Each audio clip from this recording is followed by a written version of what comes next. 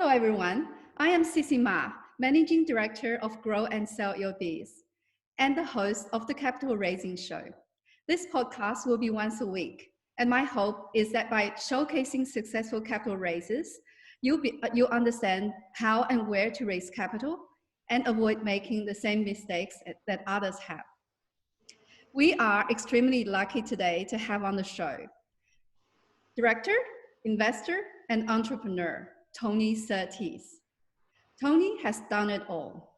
He is an ex-VP and GM of Yahoo, investor of Raply, chairman of Lava, founder of ZTings, and chairman of Entrepreneurs Program Committee, Accelerating Commercialisation from the Australian government. Tony, welcome to the Capital Raising Show. How are you? I'm fine, thank you. How are you? I'm pretty good, thanks. Now that we're all social distancing and isolating at home, let's talk a bit more about business. So I think we have discussed earlier that we'll cover the Accelerating Commercialisation program today, and then we'll talk about a bit more about your the other, your investor aspect and also your, I guess, startup aspect as well. Is that okay with you, Tony? Yep. Excellent. So we know that you are the chair of the Accelerating Commercialization program. I know that you have got a bit of slideshow that you want to go through. Do you want to do that now, or do you want to? Sure. Yeah. Now let's go through this, because I think some of the detail is not as well known around the program as we'd like it to be. Most definitely. So basically, the program itself, Accelerating Commercialisation, is one of 3 different programs that the Entrepreneurs Program Committee actually runs. We're part of the Department of Industry, Science and Innovation.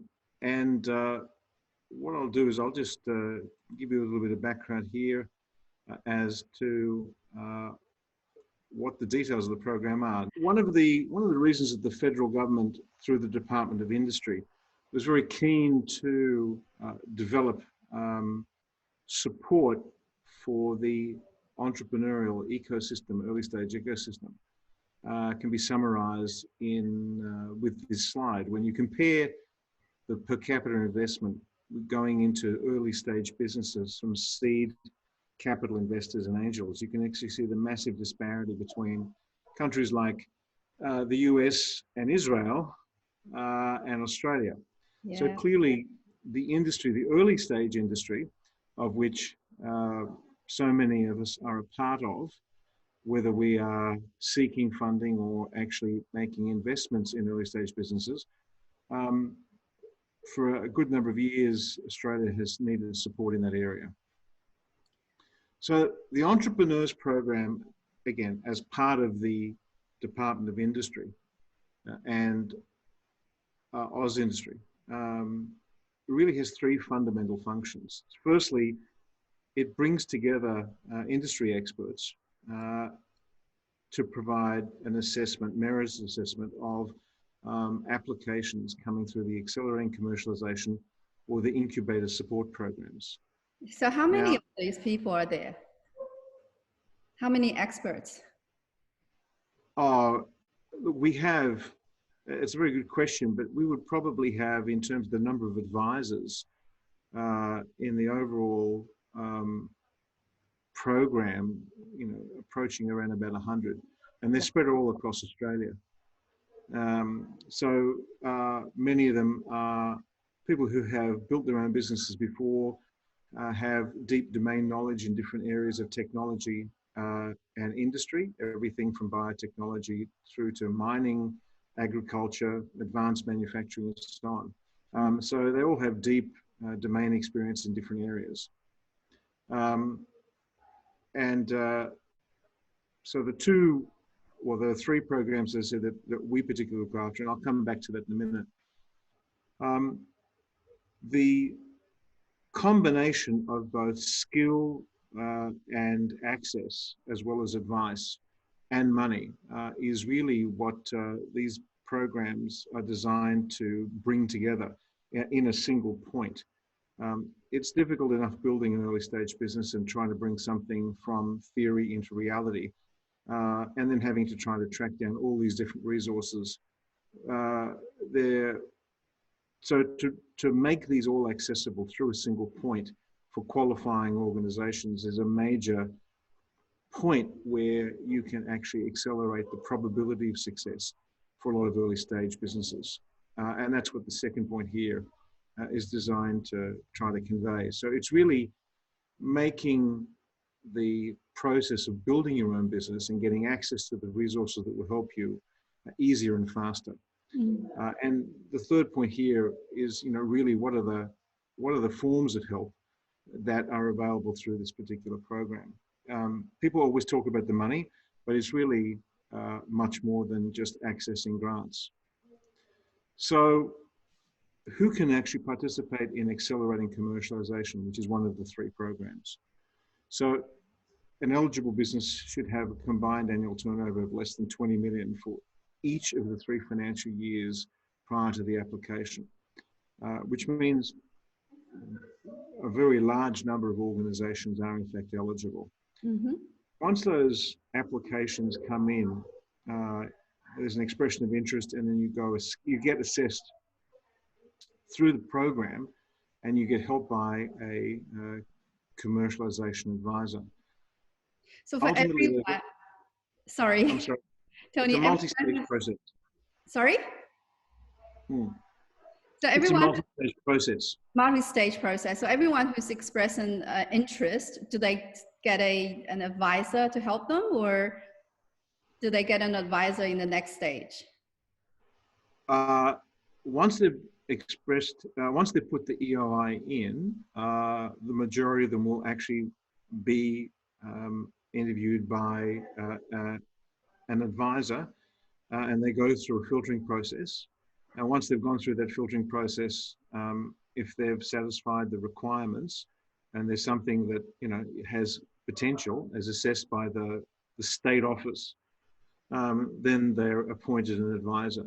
Now, what's important about this process, and it's a part of the feedback that we get, is that even for businesses that come through this stage and they don't get to the point where they're fully assessed for a grant, have reported that the mere process of going through these different stages and forms of assistance actually help them think through their business model and think through a number of other attributes of the particular company or the business that they're trying to build.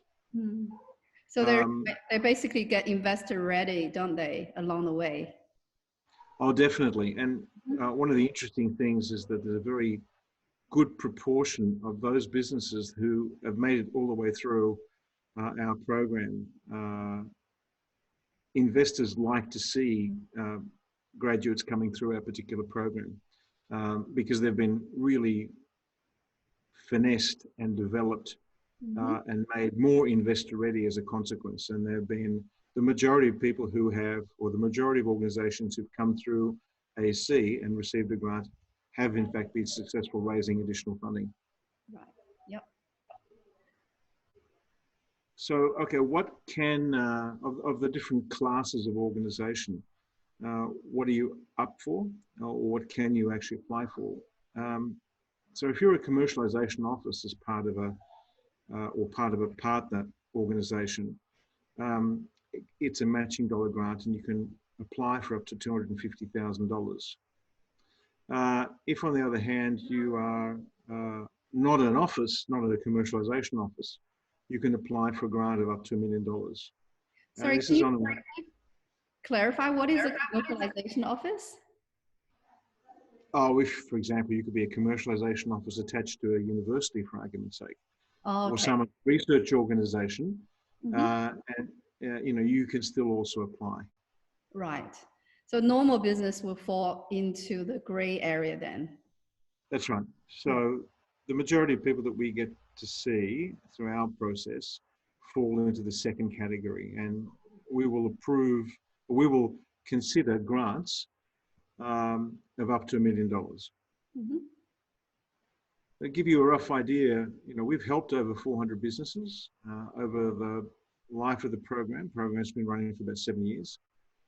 And the total the grants we've actually approved, well over 200 million. Works out at roughly about $500,000 each. And the average project which gets funded lasts for about 18 months.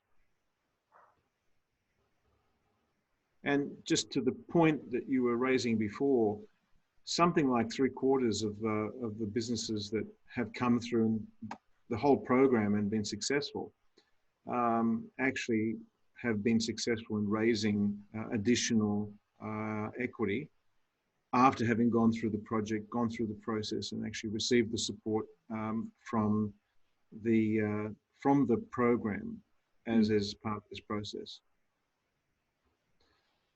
Now, one of the particular areas of focus around the AC program is identifying those businesses that fall into one of these 5 different growth centers. And I think one of the things that you can see here is that it covers a fairly wide area and it's fairly diverse. But these growth sectors are those areas that traditionally we've been focused in on. We have approved grants and support to organizations that don't fall into one of these growth sectors in particular. Education, for example, is not there. Tourism, education? No, tourism and education are not there, but we have still supported education and tourism applicants before.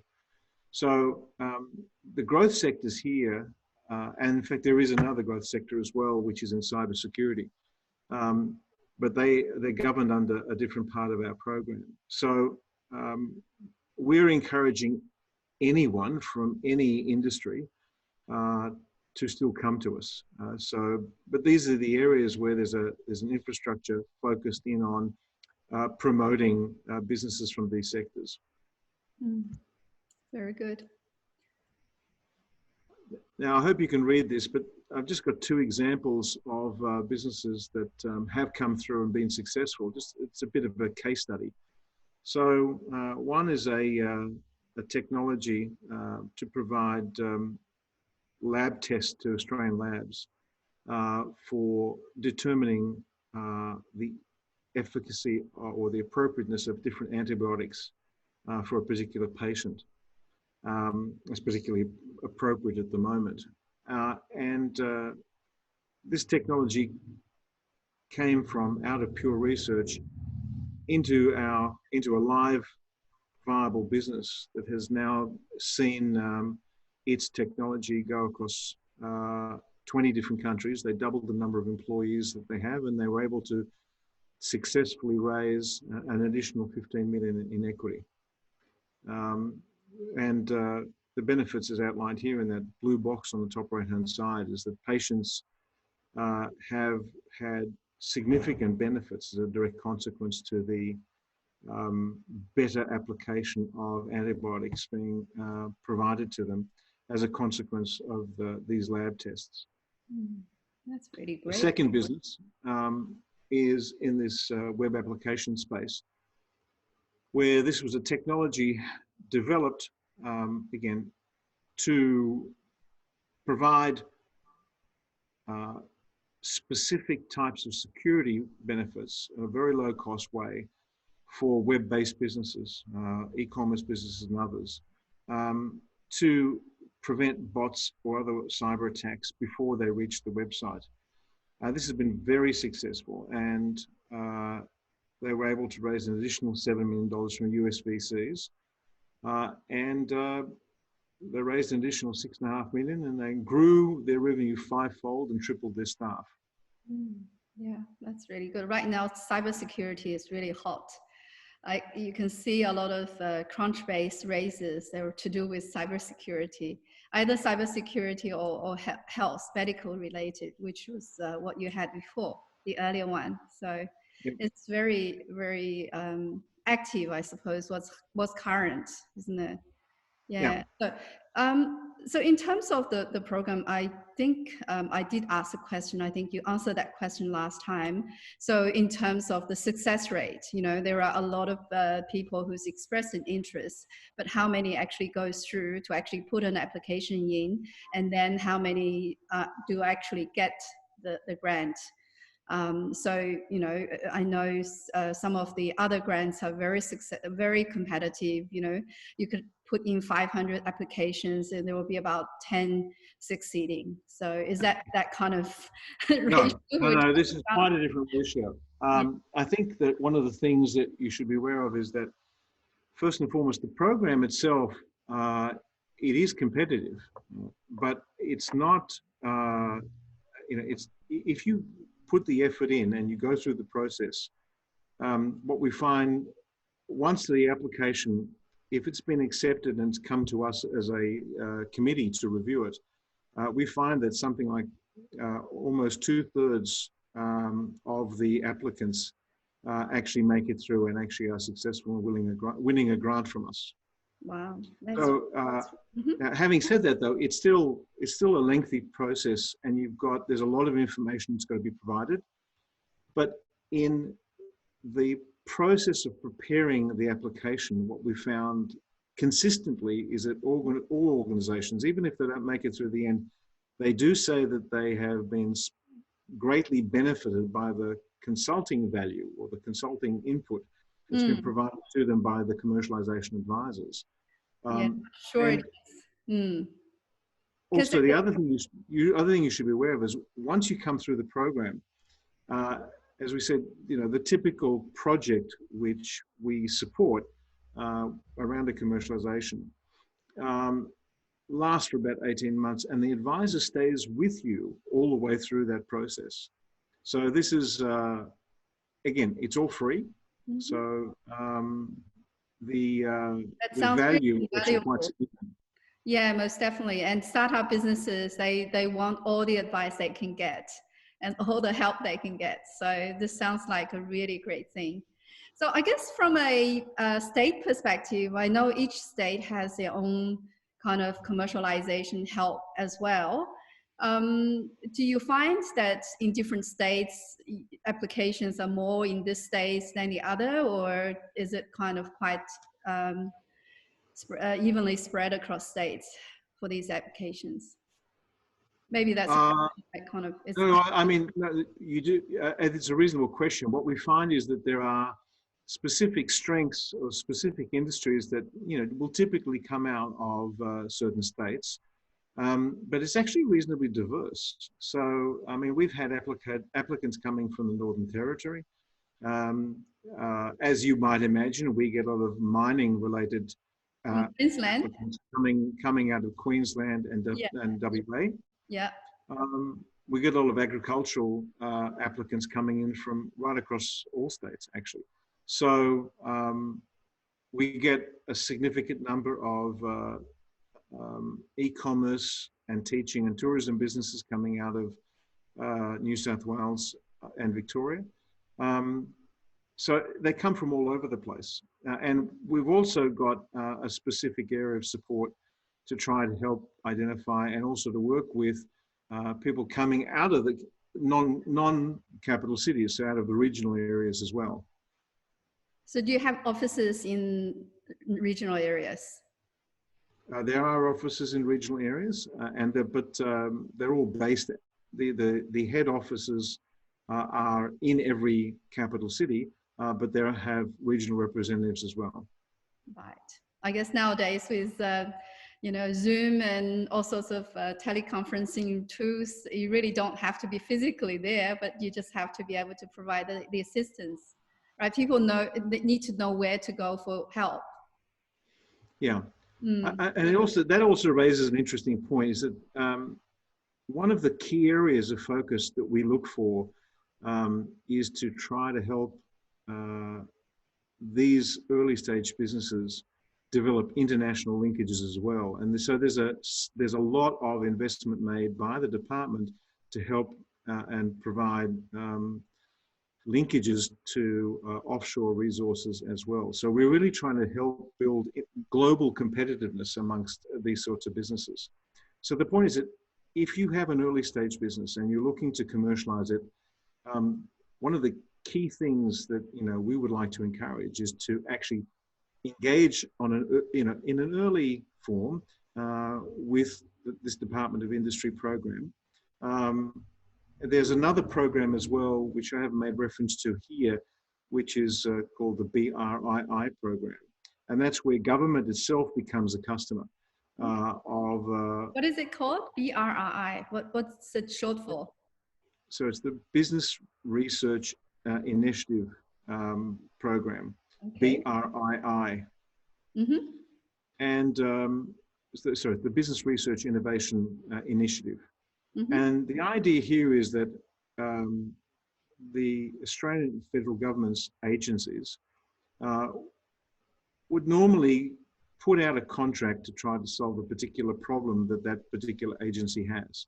Mm-hmm. Now, under normal circumstances, it would go through a normal tendering process and so on, but the BRII program is designed to try to help create and stimulate the development of new businesses in and around, in the first instance, satisfying that particular agency need, and then where that need is a common need amongst other government departments, whether it happens to be in Australia or any type of enterprise anywhere in the world, if in fact can provide the critical mass and the demand that's coming out of an Australian government agency, and the development of that can see a viable new business being formed around that, with the government itself being the first customer, then that's what that program is designed to do. Yeah. So there are a number of different areas of opportunity that the programs that we help to look after are designed to try to promote. That's really great. If we can have the links of these places, that would be really great. Afterwards, if you can send the links to me, and I'll post it onto wherever I post this particular interview. So more people can get the benefit, more people can reach out to you guys for help. Yeah. So yeah, that's really great. Yeah, I know, we always say the best funding is actually from customers. And if government can be the customer, that is an even better source of funding, because it's just, government customers. So high credit risk, sorry, not high credit risk, high credit standing, and it's, constant. Any startup would love a government order or government, revenue, isn't it? So yeah, that is a great idea. Mm-hmm. So the third program that we also support is incubator support. So we've been actually providing assistance for the development of new incubators around Australia. And there have been a number that have been established both in the capital cities and also in regional areas. So that's the third program. So the three programs is Accelerating Commercialisation, which is the thing we've spent the most amount of time on this call talking about, incubator support, and the BRII program as well. Very good. Excellent. Yeah. So some of the incubators we would have seen would have been supported by the federal government then.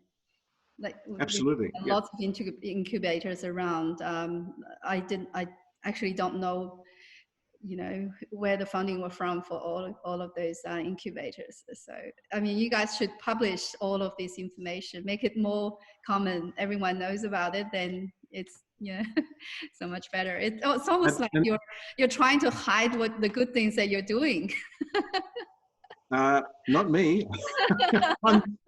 I think what you're doing by enabling us to have this conversation today is to highlight exactly where some of these things that, some of these programs and some of these opportunities, which might not be obvious to people, where they can be found. So you're actually doing a great service to help support the early stage industry.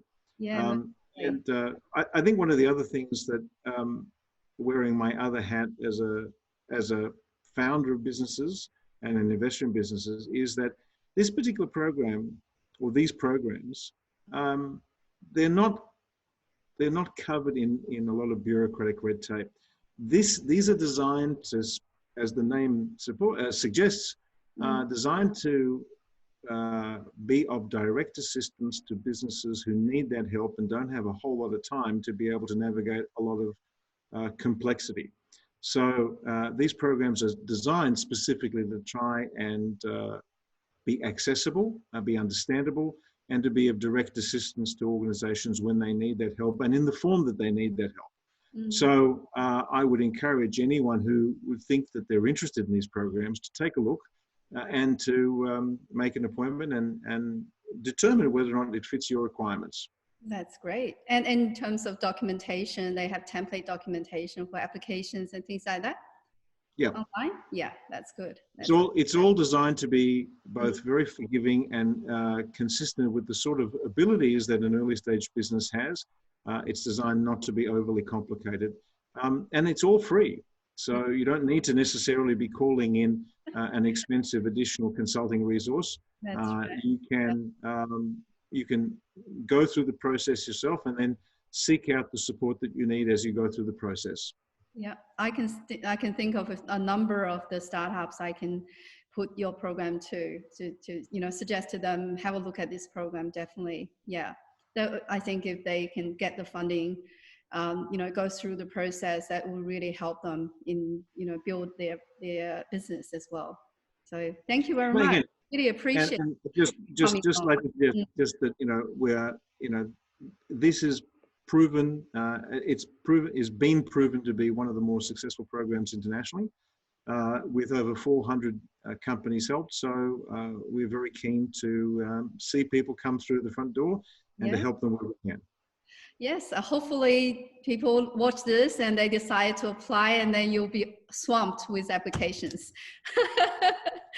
Thank you very much, Tony, and we'll talk. Thank you for the opportunity. No worries, thank you. So, yes, well, just closing a little bit. So, really appreciate what Tony has talked about today, and Tony's provided enormous value for our listeners. And hopefully some of you would find this of use, and then you can, start the application process and get some funding from the federal government. And thanks everyone for listening. And if you want to hear more about this topic or others, go to my website. And as Richard Branson said, learn to raise capital by any means necessary. Tune in again next week on the Capital Raising Show to hear another successful capital raising experience. This time we actually have Leanne Kemp, the Chief Entrepreneur for Queensland. So next week you'll hear her talking. Thank you again for listening. Thank you. All right. Thank you, Tony. We'll talk next time. Okay. So what we now need to do.